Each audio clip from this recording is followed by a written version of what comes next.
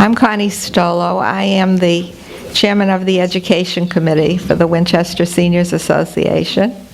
We bring in 2 programs every month.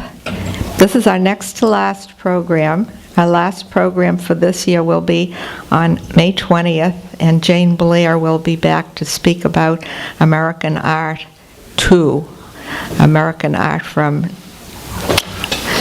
1900 to 1950.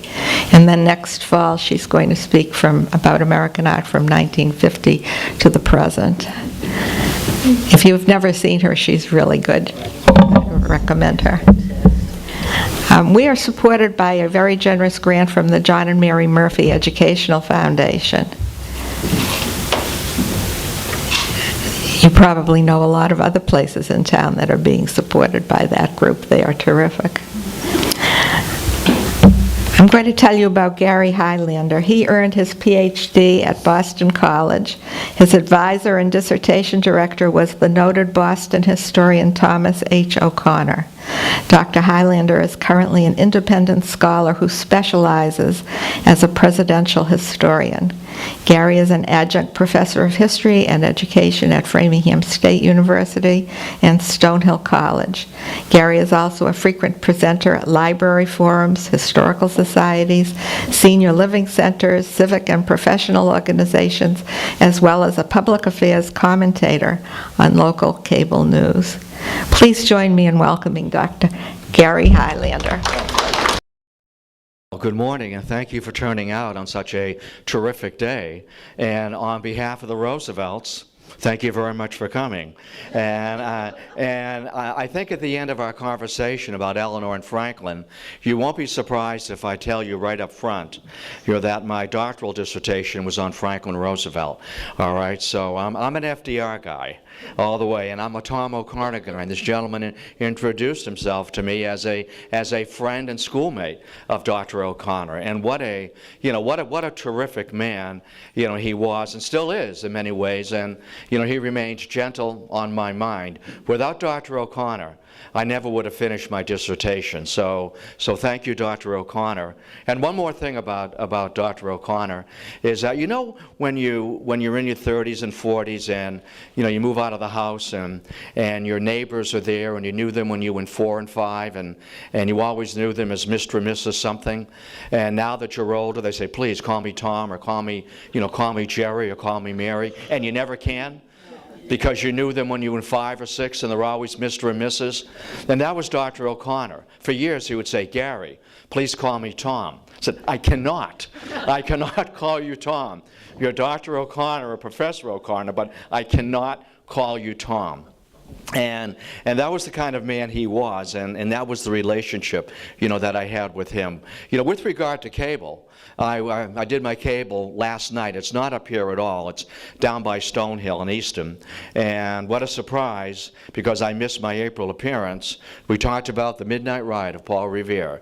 So that was a great story, and I know that went out across some of the towns, and I'll hear about it come Wednesday or Thursday. Because when I'm out shopping, I'll usually, if I'm at CVS or picking up something, people will spot me. And they'll say, you know what, I heard you last night, and you have no idea what you're talking about. Which is fine. That's good for my self-esteem. All right? So today, let's begin, and let's begin with Eleanor Roosevelt. And we're talking about Eleanor Roosevelt, but there's no way to separate out Eleanor from Franklin. They were, and whatever their relationship was or came to be, to the country, they were Mr. and Mrs. New Deal. And that's how we remember them, and that's how the textbooks present them.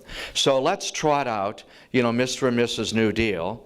And depending on your relationship with Eleanor Roosevelt, for Franklin, she was always my Mrs. My Mrs. tells me. Men don't use that term any longer, I don't think. My Mrs. tells me. But for Franklin in the 30s, in the 40s, my Mrs. tells me. For J. Edgar Hoover, as J. Edgar Hoover told Franklin Roosevelt, if there's any woman in the country who ought not have a pistol permit, it is your wife. All right? She is a lousy shot. And I get that from my agents down on the firing range in Virginia. They all step back. For For Winston Churchill, Eleanor Roosevelt was a woman who did not know her place. That's Winston Churchill. I wonder what his relationship was with Clementine. And for the globe, for the world, Eleanor Roosevelt was nominated, and 11 times, not nominated, but was appointed, or if you will, cited 11 times as the most important woman in the world, you see.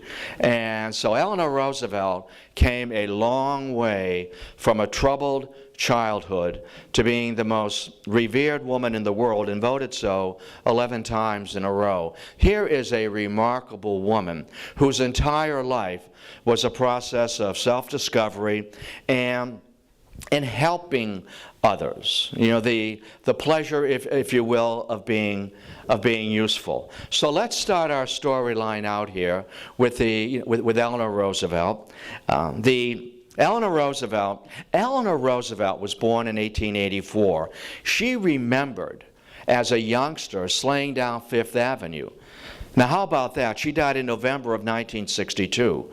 That's a big swing from 1884 to 1962. And she remembered the New York City skyline being dominated by church steeples and the Brooklyn Bridge. And we know how different November of 1962 was. The country had changed remarkably, and she had changed with it. You know, to the press, you know, Eleanor was known as public energy number one. Stealing a line from J. Edgar Hoover, public enemy number one, public energy number one, and also that she was Eleanor everywhere. And she went where her husband could not go because of his polio. He contracted polio early on, you know, at the age of 39. So before we get them courting, which is the appropriate term for the swells, we know that the Roosevelts, I know some of you are a devotee of Edith Wharton and the Knickerbockers and the swells of the grandees of New York and the 400. And these were families that courted between and among each other. They were invited to one another's, you know, weddings, funerals, if you will, social services, and so forth, but that this was a certain group of aristocrats, the swells, who moved in a very tight circle.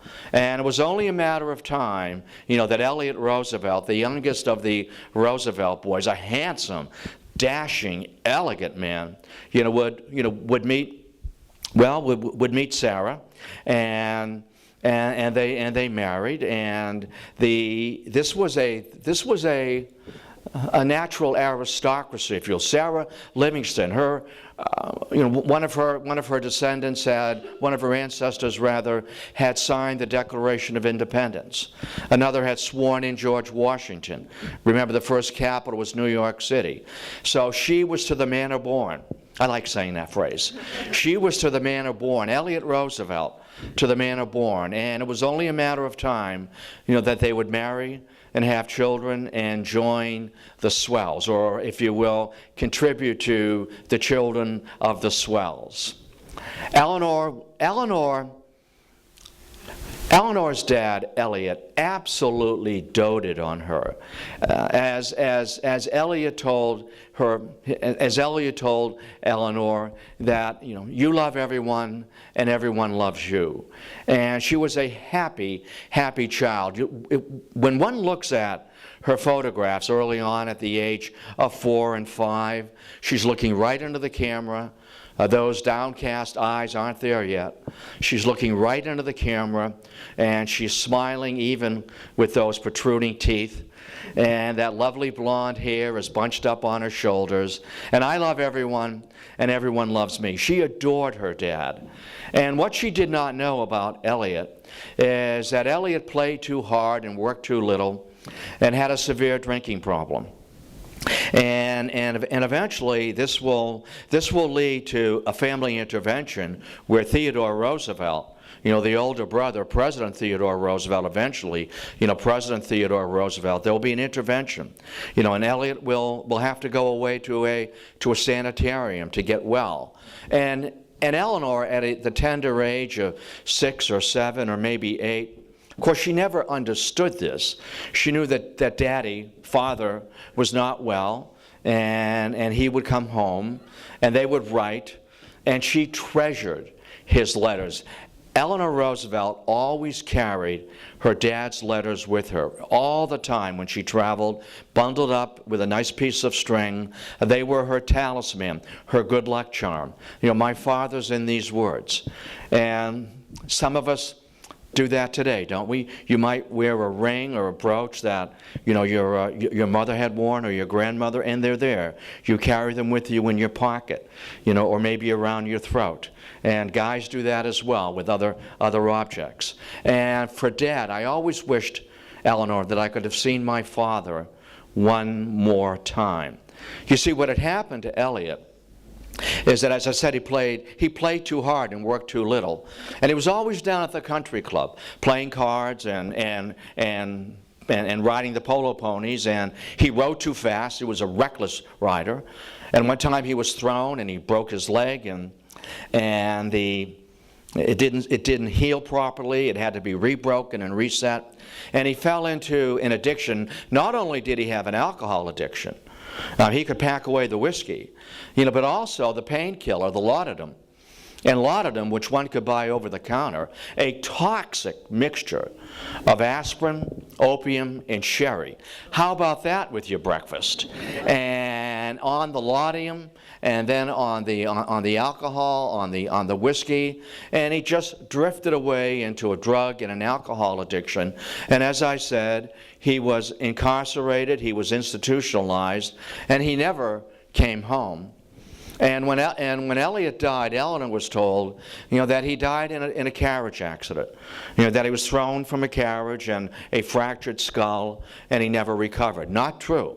Not true. As Eleanor found out, you know, so many difficult years later, that Elliot, her dad, had thrown himself out of a third-story window at the sanitarium. Now, you're not going to tell that to a 10-year-old or a 12-year-old. That's close to the heart. You know, one doesn't recover from that.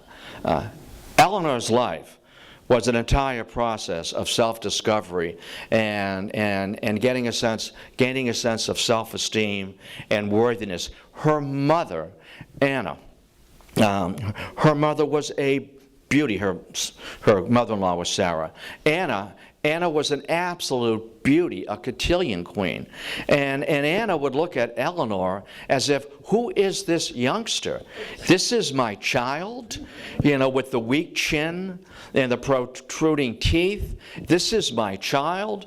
And Grandmother Hall, Mary Hall, and Eleanor went to live with her grandmother, Mary Hall, who was a difficult, cold, austere woman. When Elliot died, Mother died first, then Elliot died, and then her younger brother died. And she went to live with Grandmother Hall. And Grandmother Hall called her Granny. Why don't you smile? Why are you not happy? Why are you so glum? And Eleanor had no girlfriends. Her dance card was never full. She just didn't have a sense of self-worthiness and self-esteem.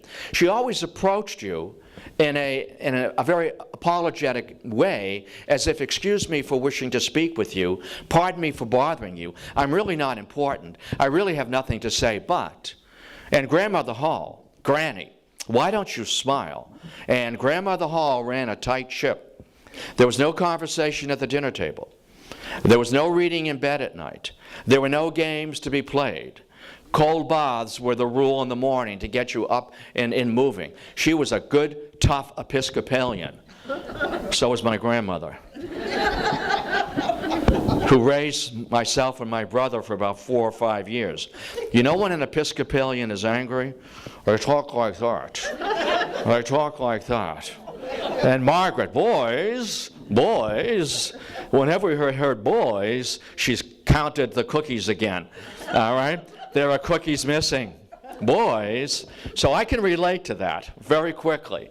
So Grandmother Hall was tough and cold and not affectionate at all. And Eleanor suffered emotionally under that. She had no friends. And the only friends that she began to cultivate, and Grandmother Hall put an end to that quickly, is that Eleanor would go in the kitchen and talk to the waitstaff. And they would laugh and joke and make of her, and she enjoyed their company. And Grandmother Hall put an end to that quickly. Eleanor, They're the wait staff. They're Irish. We do not talk with the Irish. We speak to them on Friday night when we lay out the weekend activities. All right? They got $1 a day. So Eleanor, nowhere to go socially, emotionally. And if you look at the photographs of her at 13, 14, and 15, one can see the pain, the hurt, if you will, I don't want to use the word depression, but certainly the hurt. And self-esteem is so important to a youngster. And, as a teacher, and as a teacher who teaches teachers as well, you need to do that. You need to build a youngster's self-esteem. And as a parent as well, as you know, you build on their strengths. You don't needle their weaknesses. You build on their strengths. That's what one does. And Eleanor felt, I have no strengths. And then she met. There are 3, 4 important people in her life. And the first important person who turned her life around. And every once in a while we're lucky and we meet people that completely turn your life around. They're change agents, aren't they? You've never met anyone like this. And they show you something you've never seen before. And they build you and they encourage you. As all of the young girls, members of the Swells, she did a year abroad. And she went to Madame Souvestre's finishing school. And Madame Souvestre, they had a lifetime friendship and relationship. And Madame Souvestre told Eleanor, number 1, stop biting your nails. She was right down red raw to the cuticle. Look at me when I talk to you. You're a beautiful young girl. You have a wonderful voice. You have a point of view. You have a sharp mind. Enjoy it. Work it. Strengthen it. And she did that to all the girls. And they went to Paris, and they went to Milan, and learning how to order in off an Italian menu, a French menu, and having an opinion. Have an opinion about public events. It's a good thing. You're smart. You're intelligent. You're a beautiful young lady. All of you girls are. And Eleanor absolutely had no athletic skills whatsoever. But every girl is going to play a sport. And Eleanor, who ran like a giraffe, and was completely uncoordinated, chose field hockey. And she loved it, not because she was any good at it. She stank at it. But all the girls made of her. And they ran and played together, and she found that terrific. And she grew, and she thrived. And her shoulders straightened, and her chin came up. And her voice was strengthened, and she looked you in the eye. And this was medicine for her. It was good medicine. It was a vitamin shot. And she came back to New York. And then she met him. She met FDR. And here was a guy. I always like to say this about FDR, and I know you're going to know what I mean by this. Franklin Roosevelt attended Harvard. Right? He attended Harvard. The gentleman's admission and the gentleman's seat. He attended Harvard. His nickname was Feather Duster. That was his nickname. He was a cheerleader for the football team. He played baseball. Franklin Roosevelt was a people person. He was not an academician at all. And Eleanor was on the train in New York and minding her business, I'm sure, probably hanging on the strap. And she heard that booming voice, Eleanor, Cousin Eleanor. It's Franklin. It's Cousin Franklin over here, 5th cousin. It's all perfectly legal. And they met, and Franklin Roosevelt was smitten by Eleanor Roosevelt. That she knows things. She knows politics. She's not full of herself. It isn't about me and being narcissistic and self-absorbed and who's watching me, who's on my dance card, who's noticing me. I like this woman. She was smitten with him. Here's Franklin Roosevelt was a handsome man. Handsome lad. And this handsome lad likes me, pays attention to me, wants to stay in touch with me. And Franklin goes home. And he tells his mother, and remember, he was an only child, right? And that can always be a prescription for disaster. He tells his mother, Mother, I've met the most delightful young lady. Oh, really, Franklin? How droll. Right? And who might she be? Eleanor. Eleanor Roosevelt? Franklin, I think not. I think not. You can do much better. Mother was very protective. And what she tried to do is she tried to wash that woman out of his hair completely. And very quickly, she and Franklin went for a long trip to the Caribbean. And you'll forget all about her. You'll forget. She's just one of many, many, you see. They're all going to line up for you, Franklin. And I'll make the choice. Well, he didn't forget about her. And she did not forget about him. And they went to... And he was 21, she was 19, and he invited her to the Harvard-Yale football game. And he was the cheerleader, sis boom ba, sis boom ba. And neither one of them cared what the score was. I'm sure she just watched him the whole time on the sidelines. That's my guy. That's my guy. Everybody likes my guy. I like him and he likes me. He proposed marriage. 21 and 19. Mother did not approve. All right, I don't think so, Franklin. But we all know how that is, that oftentimes when one gets in the way, it means you're never included if they do marry. So oftentimes one needs to accept maybe what you think might be might have been an unwise decision. And they married. And of course, for Mother, no woman will ever know just the way he likes his socks folded and his eggs done and his toast buttered. I know you know what I'm talking about, right? All right. And Eleanor initially enjoyed the attention of her mother-in-law because her mother had been so inattentive, and her mother had passed away at least for Eleanor, at such a young age, that she enjoyed the attention. But it became suffocating after a while. Mother sent them on a European honeymoon. Eleanor came back pregnant. She was always, as she said, I was either getting over a pregnancy or beginning a pregnancy. And Franklin Roosevelt always thought it was great having all these, as he called them, my chicks. He didn't have to raise them. He did not have to carry them. And Eleanor always had difficult pregnancies, but my chicks. So while they're gone in Europe, this is in the area of Hunter College, Mother builds a home for both of them. Today it would look like a duplex, and they had adjoining walls. So when they returned, to the great surprise and delight of Franklin, Eleanor, Mother is living right next door to us. In fact, she can open a door and walk right into our living room. The walls were adjoining, and she could walk into the living room, in the kitchen, and instruct the waitstaff how to prepare food. Anna always told the children, as the children remembered, they would say, I'm really your mother. I run all of this. I'm really your mother. I buy all the gifts, all the toys. I do all the vacations. I'm really your mother. Eleanor Roosevelt was not a soccer mom. Eleanor Roosevelt had no idea how to prepare food. Eleanor Roosevelt could organize a meal on paper, but Eleanor Roosevelt could not change a diaper. Eleanor Roosevelt said prayers with the children and read to them. She just was, certainly when the governorship, when Franklin became governor of New York, she enjoyed the politics of it. But her mother-in-law was suffocating. Eleanor would put a plant over there, and Anna would move it over there. It looks better over there. And the only time she had any separation was at Campobello.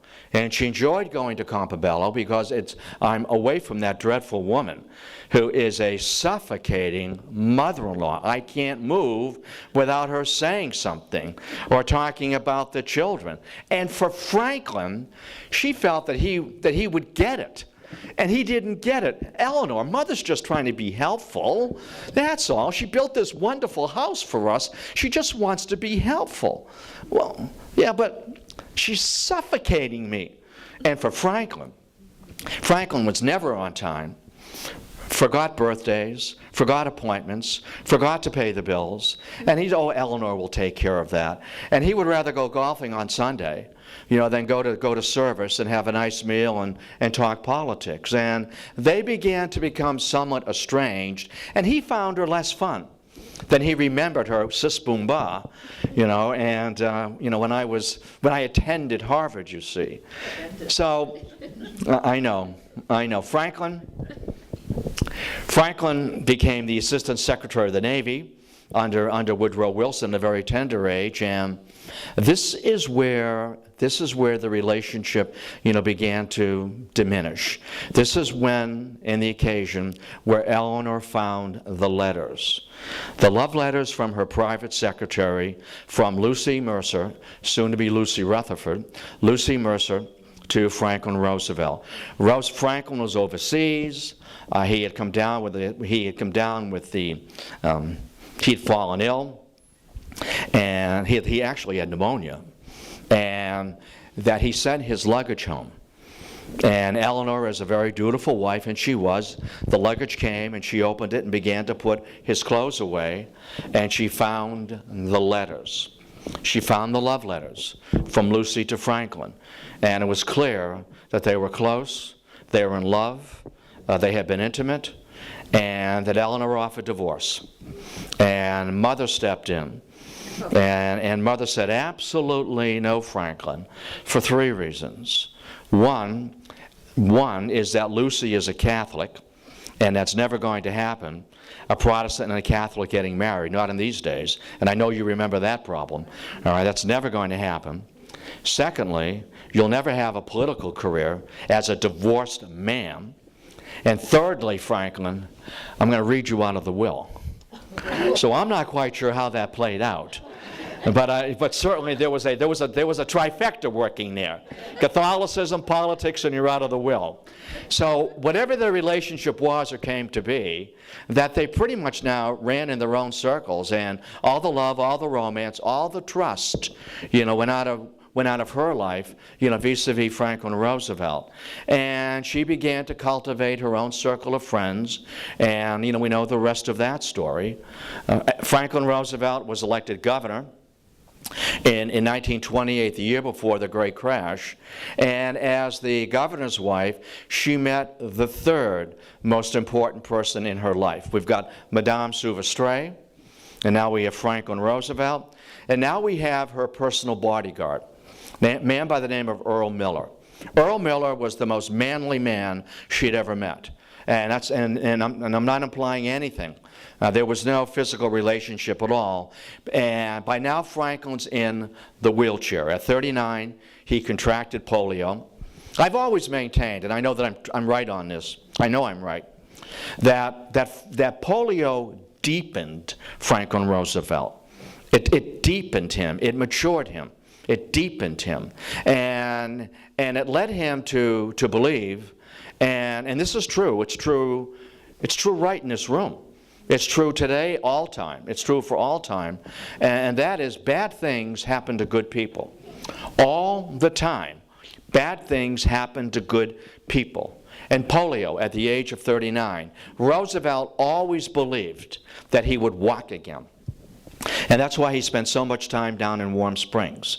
I will walk again, take the cure, the warm waters. I will walk again. Roosevelt in the summer, when the children were released for their summer vacation, he would always make it a point, because the children who had contracted polio would be down in Warm Springs taking the cure as well.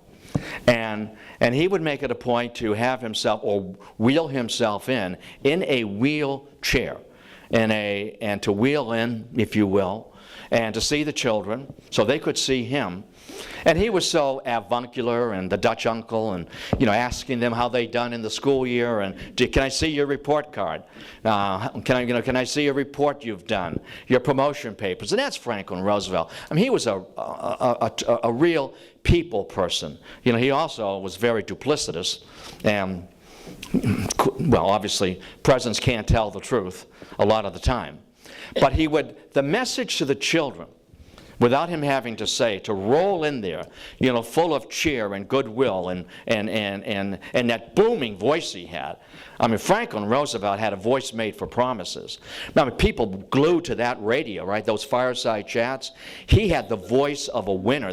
And you could feel the smile come through that radio. A voice made for promises. I'll come right back to that at the convention in '32. And he'd roll in, and the message was, and it was a visual message rather than a verbal message. It does not matter or it should not matter, that these don't work. What matters is that this works and that this works. And I am President of the United States. And that's good medicine. That's a good message for those youngsters. Roosevelt, even in the darkest days of the Depression, 32 and 33, Roosevelt would say, these are only economic problems. These are economic problems. We can solve them. If you've spent every night in bed trying to wiggle your big toe, this is nothing. We can solve these problems. These are human problems. These are economic problems. You know what Eleanor and Franklin gave the country in the 30s and in those difficult war years? He gave the country three things. They gave the country three things that are hard to quantify, hard to measure, but you feel it. Hope, confidence, and optimism. It's hard to quantify that, but hope, confidence, and optimism. And that's the Roosevelt message. So Franklin, wheeling himself in the wheelchair. I haven't forgotten Earl Miller. You thought I lost my way, didn't you? No, I'm like a puppy. I wander, but I get back. All right, I get back. I try to keep it lined up in my house, in my head. I'll be right back. And if you've tried to wiggle your big toe every night since the age of 39, we can solve these problems. These are human problems. Trust me. This is Franklin. He always used the pronouns we, our, together, us. I have your interests at heart. The time of waiting is over. And if you gift me with your vote, I will mobilize the powers of the government, of the presidency, in ways in which it has never been mobilized. You have not failed. This Republican administration has failed you. This Hoover administration has failed you. The time of waiting is over. Gift me with your vote. And I promise you, I promise the nation, I promise the delegates tonight a New Deal. I'll come right back to that. You had no idea what it meant. But it was a great applause line. Had no idea what the phrase New Deal meant. Earl Miller, the most manly man she ever met. Earl Miller taught her how to drive a car defensively. She was frantic behind the wheel. She'd had 2 accidents, had lost front teeth. I'll teach you how to drive a car. I'm a cop. I'm a state cop. I'll teach you how to drive a car. I'll teach you how to, maybe not too well, how to shoot a pistol. I'll teach you how to play pool. I'll teach you how to ride. I'll teach you how to play poker. And Eleanor thrived on that. These are guy things. These are things a woman ought to know. How to drive, how to operate a firearm, how to ride, how to play pool, how to draw to an inside straight. Madame Souvestre never taught me that. I got that piece from her. I got Sis Boom Ba and some love letters from Franklin. And now I'm on my own, pretty much. Eleanor everywhere. Do you know they had 20? Do you know among the 5 children, there were 21 divorces? Ouch. Not exactly role models, huh? And so, James, who are you married to this week? Do I know her? Right? Have we met? Please introduce me to your new wife. How about that? 21 divorces among 5 children. That's got to be a record, don't you think? You have to work at that. I mean, really, you have to practice at that. It just doesn't happen. So Earl Miller. Eleanor enjoyed being the governor's wife. She enjoyed the politics. She enjoyed getting away from you know who. Your mother. All right. I enjoy Albany. She enjoyed the Senate and House hearings and the debates. She was a political person and far more of a truth teller than her husband ever was. You know, when people would meet Eleanor Roosevelt, that she was interested in what you were saying, that this is as if this is the most important conversation I've ever had in my life. And she would lean into you. That body language is so important. Seated and leaning into you. And those beautiful eyes, beautiful blue eyes. And her hair pulled back in a bun as a silvered out. And she just was interested in people. And the more different you were from her, the more she wanted to know you. My whole life has been a process of growth and self-discovery and becoming Eleanor Roosevelt, despite all of those early years. And that happens, doesn't it? You grow, you mature, you become confident, you find your voice, you find your spirit, you find your life. 1932. Who would ever want to be president in 1932? The worst year of the Depression. Let me give you some numbers. Let me give you some facts to hang your hat on. 1932, the worst year of the Depression. 20,000 more companies failed in 1932. In 1932, 12,000 people a day were being laid off. In 1932, 1,600 more banks went under, went belly up. In 1932, 1,000 homes and farms a week were being foreclosed. You might know who would want to be president in this situation. And Franklin Roosevelt, had his hand up. When he went to the convention, he is the first president to travel to the convention and to accept the nomination in person.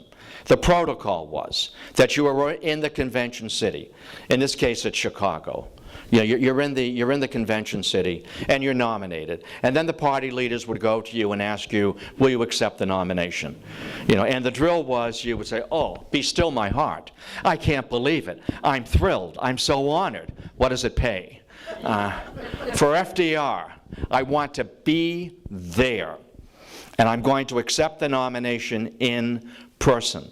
And along with being there, I'm going to walk to the podium and accept the nomination standing. Now, you heard me right. When Roosevelt needed to walk, he could walk. And he did it with smoke and mirrors. Later on, it's a Secret Service. But in this instance, it's his boys, big strapping men. And they would slide up behind him, James for one, and grab Roosevelt and grab his dad's arm. Roosevelt had strong upper body strength. He lifted. And Roosevelt would grab, and James would lift, and Roosevelt would grab onto his arm and, don't drop me, don't drop me. I won't, old man, don't drop me. And stand up, get his balance. He had and with one hand, one arm being held, and then shuffling, and his son kicking the back of his shoes, the back of his heels, and waving to the crowd. Not too many steps, maybe 10 or 15 to the podium.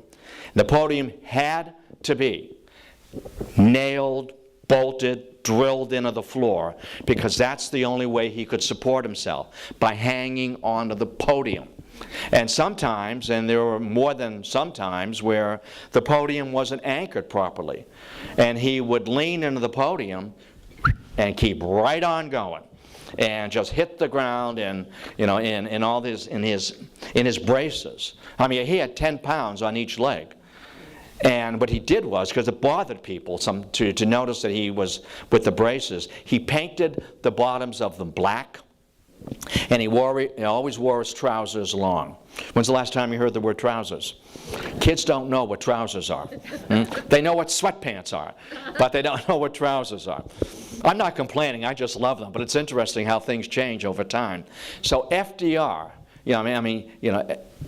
going to that convention, and as I said, the time of waiting is over. And those words, that voice, going out over a suffering land, you see. And I promised the delegates tonight, and I promised the country a New Deal. Now, the cheering and the roaring was terrific. Roosevelt could work a crowd. Roosevelt knew how to work a crowd. And gift me, that's the word. He used it as a verb. Gift me with your vote. You vote for me once, you'll never look back. I'm the real deal. I'm the real deal. How long have you been going with Herbert Hoover? 4 years. Where's the ring? Where's the ring? 4 years? You go out with me once, you vote for me once, you'll never look back. I'm the real deal. I'm the real thing. I'm the New Deal. And of course the press jumped on that. It was lowercase. It was just inserted by his favorite speechwriter, a man by the name of Sam Rosamond he brought with him from New York. And the press, Governor Roosevelt, what do you mean by a New Deal? What do you mean by a New Deal? I'll tell you what I mean by a New Deal. I mean, whoop, whoop. Sam, what do we mean by a New Deal? Whoop. I don't know. But that's something the press has picked up on. And it was our greatest primary task is to put the American people back to work. You know, John Maynard Keynes, you may remember that name. John Maynard Keynes, a prominent British economist of the 1930s. Remember, the Depression was global. John Maynard Keynes was asked, has there ever been a time like this before? And Keynes paused for a moment. He said, yes, there has been.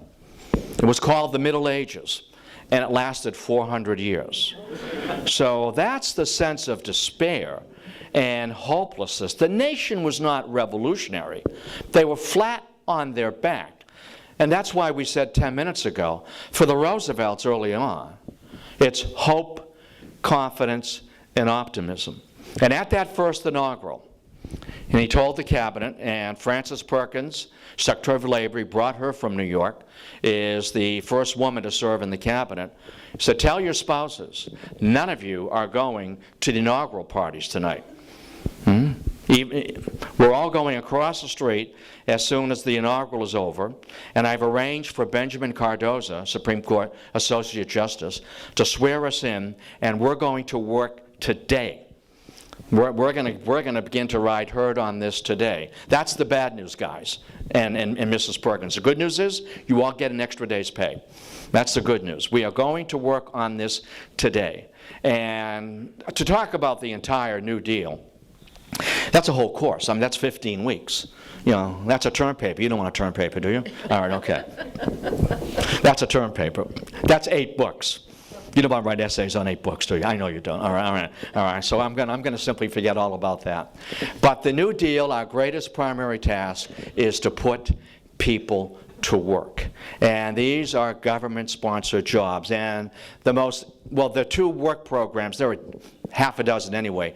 But I know that some of you remember reading about the Civilian Conservation Corps, which was Roosevelt's favorite program, you know, putting all these young men and young women to work, not in the woods, but in other venues. And also the WPA, you know, the Works Progress Administration, you know, which was run by Harry Hopkins, in many ways Roosevelt's alter ego. And Hopkins lived in the White House with Franklin Roosevelt. Franklin Roosevelt liked company. You know, he liked his martinis at the end of the day. Eleanor always disapproved. You know, she would look at him and you know how that goes, right? Counting his drinks, you know, she would disapprove. And she always showed up very late at the cocktail hour to have the obligatory quarter of a glass of wine and just looking at Franklin, because making his martinis. When Winston Churchill showed up, wow, there's a marathon. They both were martini drinkers, and they had competition as to who could make the best martini. I mean, Winston Churchill spent weeks at the White House during World War II. He just simply brought his tent and lived at the White House. I mean, Eleanor's back in Valkill, you know, with her girlfriends and so forth. So, you know, they're leading very much separate lives. But she is Eleanor everywhere. And we need to put the American people to work. And Eleanor, you are my eyes, you are my ears, you are my legs. You need to go out there and report back to me what's going on. Boy, was she ever his hair shirt. She kept pushing him to the left, to the left, to the left. I'm dealing with Southern Democrats who are conservatives. We can only spend so much money. When the WPA was initially funded, it was the most expensive domestic program in the history of the country. And Harry Hopkins is before a Senate committee, and they're talking about the expense of the WPA. And this was a lot of money. And the name escapes me, some senator from Iowa, wherever that godforsaken place is. Anybody here from Iowa? All right, every once in a while I get myself in trouble when I say that, all right? Or sometimes I'll substitute in North Dakota, wherever that godforsaken place is. And so the senator asks Hopkins about the expenditure, $5-6 billion. We've never spent that much money on a single program in the history of the country. What about the long run, Mr. Hopkins? What about this kind of spending in the long run? Hopkins got off a great line. Senator, with all due respect, people do not eat in the long run. They eat every day. We need to put the American people back to work. We need to get this country moving again. And Eleanor out there, bringing back news, good news. And you've all seen that great cartoon. Maybe in the New Yorker or the Atlantic, there are two miners, five miles down, and they've got the hard hat on and the light, and they're working the face of coal. And one guy looks over his shoulder, and there's a light coming down the runway, if you will, or the mine shaft. And he looks back to his partner, and he said, "It's Mrs. Roosevelt." Now, she wasn't in the mine, but she's at the top of the mine, talking to the miners. Franklin Roosevelt needed that information. I want to share something with you. That this is my favorite letter. It's 3 sentences.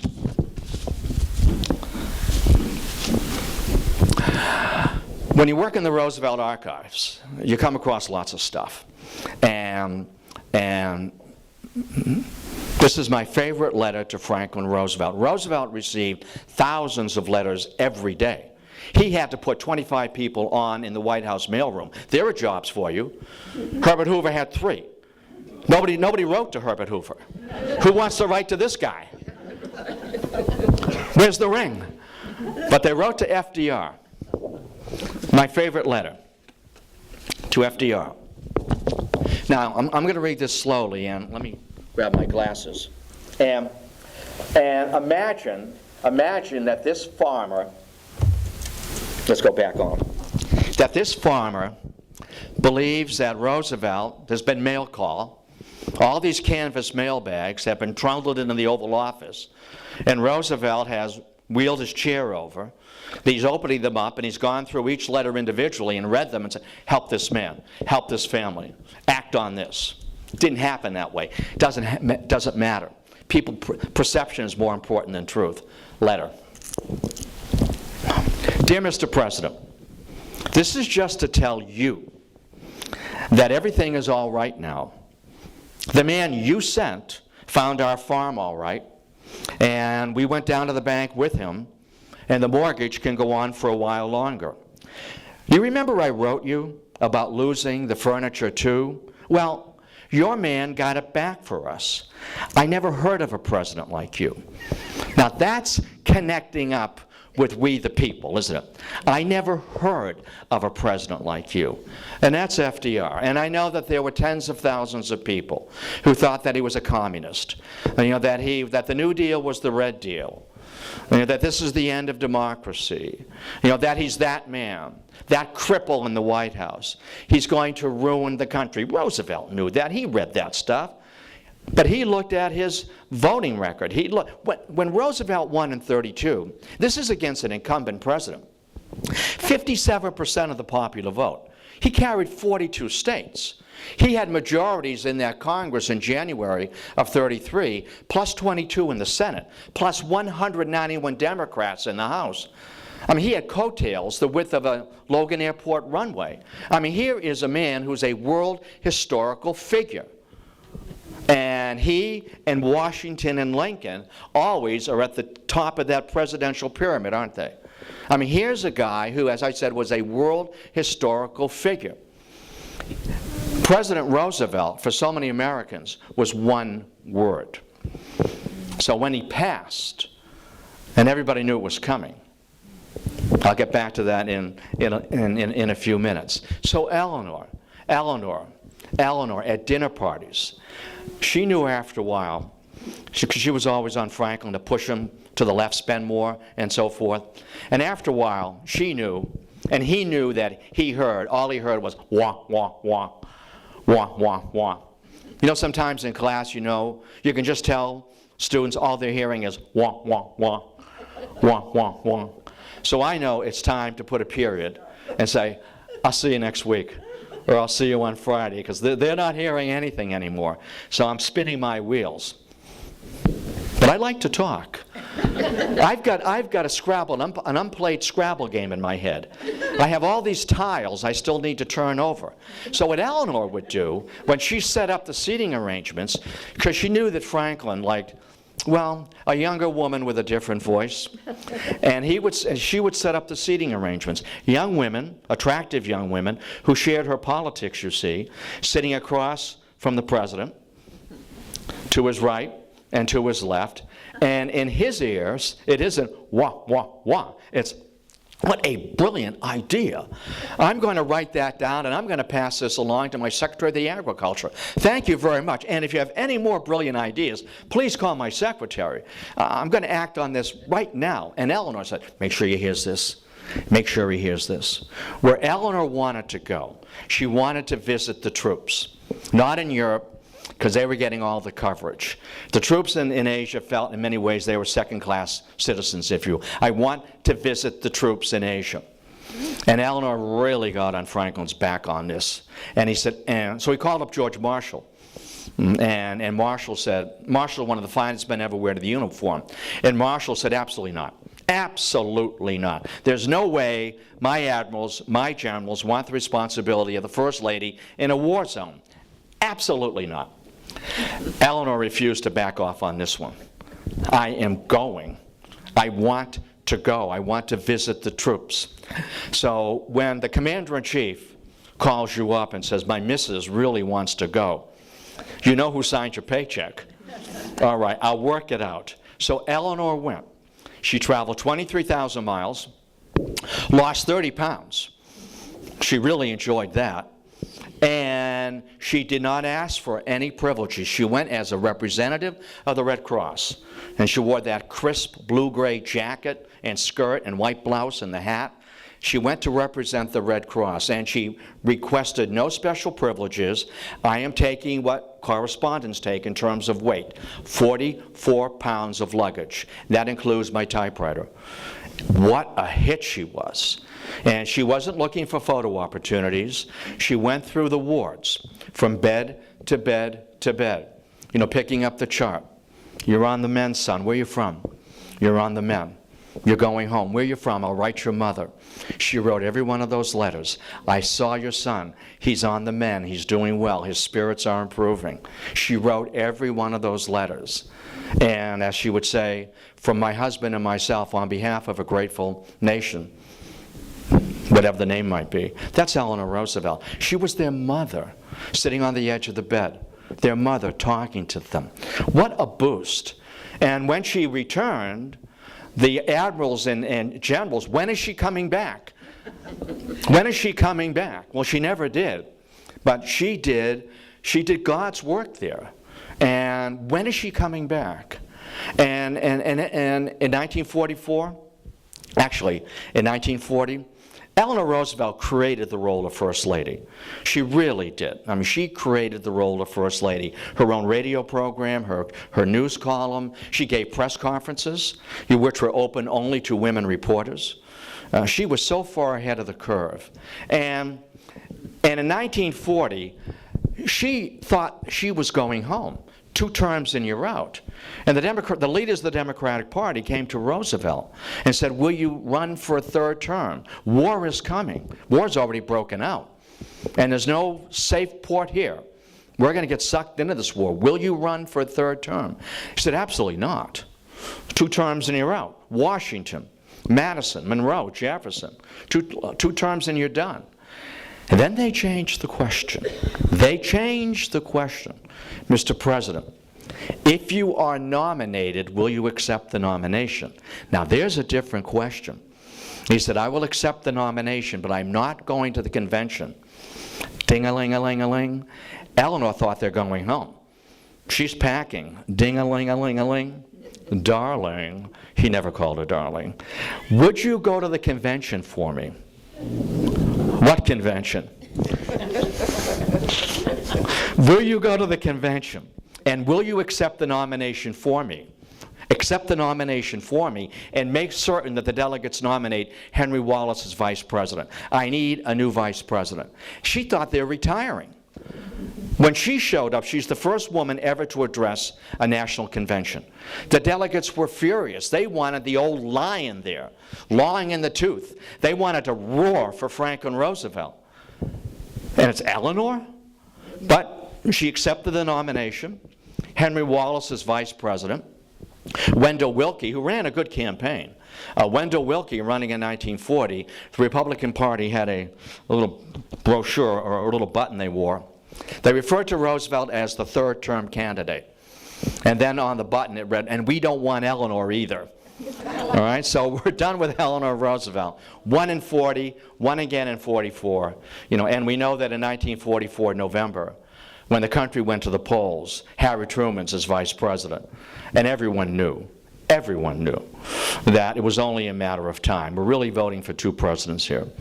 And Harry Truman will be stepping up sooner than later, but Harry Truman will be the next president. And he was. Roosevelt died in Hyde Park in April of 1945, and Lucy was with him. Now Lucy Rutherford. And Eleanor had no idea. Their daughter, their oldest daughter, Anna, had been arranging these trysts and liaisons for years behind her mother's back. And Eleanor getting the word that the great man, the great heart, had been stilled in Warm Springs, and the last person to speak with him and see him alive was Lucy Mercer. All right, Lucy Rutherford, rather. And she was there with an artist to have a portrait done of Franklin that she could keep. And all she remembered is Roosevelt saying, "Oh." And he was dead by the time his chin hit his chest, and that great heart was stilled for all time. Eleanor quickly got down to Warm Springs and went into the bedroom where Roosevelt was dead and closed the door and sat there alone for 15 or 20 minutes. One can only imagine what was going through her mind. And on top of the fact that Lucy was here, my eldest daughter, Anna, has been arranging these trysts behind my back for years. One can only imagine the sense of betrayal and loss. And she recovered because she was so resilient. And as that funeral, as that baggage train carried Roosevelt's body back to D.C. and then onto New York, that thousands and thousands and thousands of people by the side of the track, waving, standing on the trestles, weeping, saluting, hand over their heart, waving handkerchiefs. She began to understand something, and this takes a woman who can really go deep into her soul. This man belonged to the nation. I had a piece of him. I had a piece of him. I had a big piece of him. But I never had all of them. And maybe no woman has every piece of a man, and maybe no man has every piece of a woman. I'm not sure about that. I'm going to think about that tonight. But she understood what he meant, her husband meant to the country, a world historical figure. And as she said in her widowhood, there isn't a day that passes that someone did not come up to me and say, "I miss the way your husband spoke to me about my government. I miss the voice. I miss the presence. I miss President Roosevelt being one word." And Eleanor, when Eleanor died, Eleanor, a great friend of Israel, Eleanor, a great friend of the NAACP, Eleanor, a great supporter of progressive causes. I don't like to use the word liberal. Sometimes that gets to be a sloppy word. Progressive cause, good work, God's work, helping each other out. And that's Eleanor Roosevelt. Eleanor Roosevelt died in November of 1962. She died of aplastic anemia, which is cancer of the bone marrow, if you will. And when she failed at the age of 78, she failed quickly. She would always say, what the secret is to having all my energy? 2 naps a day. 2 quick power naps, 20 minutes. And you can recharge. But folks began to notice with the cancer that she was failing and failing quickly. And I want to give Eleanor Roosevelt the last word here this morning. And She was asked by a rookie reporter, a cub reporter, about Mrs. Roosevelt, what has given you the most satisfaction as First Lady, as a woman? And Eleanor paused, and I know she did, and her response was, I suppose, if I were asked, what is the best thing one can expect in life? I would say, the privilege of being useful. Isn't that sweet? The privilege of being useful. That she's in a position where she could help. Eleanor everywhere. Public energy number one. The privilege of being useful. And we remember her. When she was asked, what epitaph would you like to place on your husband's stone? Didn't miss a beat. Just like that. There's only one phrase that sums up my husband. You all know it. What's the only thing we have to fear? Fear itself. The only thing we have to fear is fear itself. That's my husband. He feared nothing. These are human problems. Even in the dark days after Pearl Harbor, we're going to see through to righteous victory. Boy, that's a great speech, isn't it? He gave that standing yesterday. Right? Boy, he gave that speech standing. You listen to that speech, and you can hear, particularly on the coming over the radio, and you can hear the senators and the House members. They want him to finish. They want to get up on their feet and roar. They want to bark like dogs and declare war against the Japanese. That's another whole story. That's another course, by the way, with a paper and reports, okay? All right? For all of you. America and the Second World War. So Eleanor is buried with him. And when one goes to Hyde Park, and you visit the home, and you go to Valkill, and you go through the stables, and you put on the headsets, it's her voice. It's Eleanor's voice. She had one of those voices that she lost control of all the time. It would just go flying away like a goose in the air or something. Lewis Howe taught her how to speak. Eleanor, say what you have to say and sit down. Because the longer you talk, the more excitable you get. And you sound like a honking goose that's flying over some river bend. Say it and sit down, Mrs. Roosevelt. That's what I was going to bring. Eleanor getting up and saying it and sitting down. And you can see her stop and sit next time when we do the sequel. So there's our story for this morning. And it's a rich story. It's our story. And that's a story that's from the bottom up and the top down. And they are buried together. And you can hear her voice. There's a wonderful, wonderful piece of video when Churchill comes to lay a wreath at Roosevelt's graveside. And Eleanor knew the two of them had become fast friends. And Eleanor knew, such a sensitive woman, that she walked with Churchill. He had the wreath. She walked with him shoulder to shoulder to where Roosevelt's headstone was. And then she knew that Churchill wanted a moment with the president, a word with the president.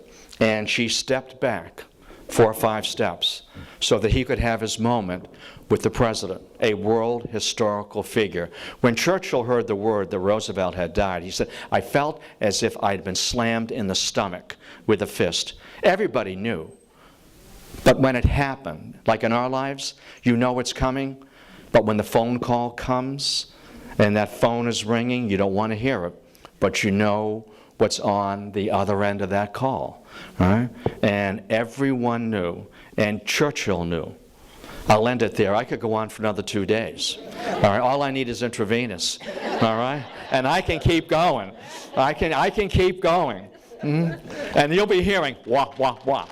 Thank you. Thank you. Thank